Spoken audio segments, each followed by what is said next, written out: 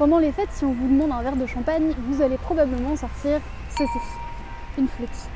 Mais après avoir regardé ce reportage, vous allez probablement changer vos habitudes. Et pour vous expliquer pourquoi, je me suis donc rendue à Reims, la capitale du Champagne. Là, les gens préfèrent plutôt une coupe évasée. Moi j'utilise le verre tulipe. Il est préférable d'avoir un vase, non c'est pas la peine, un vase ça ferait beaucoup. Un verre évasé, moi de toute façon j'aime le champagne, alors que ce soit dans les flûtes ou autre chose. Vous l'aurez compris, dans les bars et les restaurants, ici, on sert plutôt le champagne dans des flûtes tulipes ou carrément dans des verres à vin. Les flûtes toutes droites, ça sert à rien. Ça, faut respecter, c'est quand même du vin. Et donc le champagne, c'est un vin, il faut vraiment des verres à vin. Les flûtes toutes droites sont des flûtes de fête. Et à ce moment-là, on considère simplement une boisson. Et c'est plus du champagne à ce moment-là. Pour comprendre pourquoi la forme des verres a son importance, on est allé rencontrer le spécialiste de la question. C'est Philippe Jamès.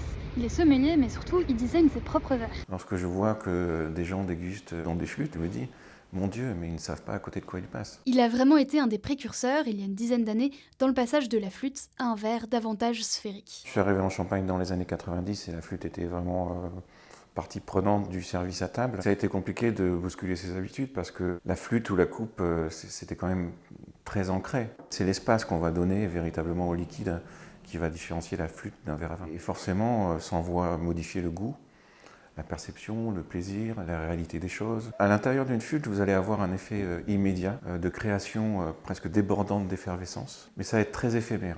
Et vous n'aurez plus rien, le vin sera totalement plat. Dans un verre plus galbé, plus bombé, plus accueillant, plus protecteur, vous allez avoir une meilleure dispersion du fameux gaz carbonique qui va rester justement à l'intérieur du fluide et qui va augmenter la diffusion de l'effervescence et vous donner un peu plus de réalité, notamment en bouche. Après des années de recherche, Philippe Jamès pense aujourd'hui avoir trouvé et conçu le verre idéal et ça ressemble à ça. Oui, c'est mon verre de prédilection.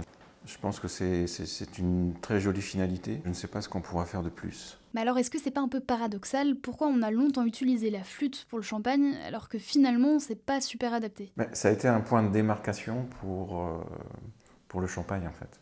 C'était aussi la volonté de montrer la bulle qui montait comme ça, avec grâce, élégance, c'était très féminin. Pour se rendre compte concrètement de la différence qu'il peut y avoir, il n'y a pas le choix, faut déguster. Je pense que c'est pas mal.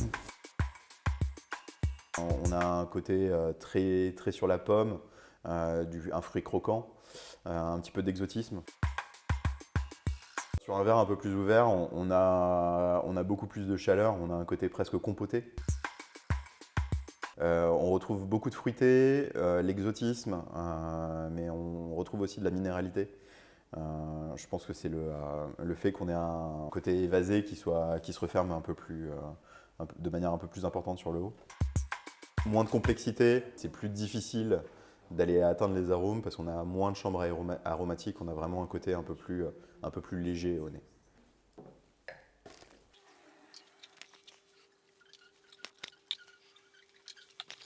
Là, on a une effervescence qui est beaucoup plus fine.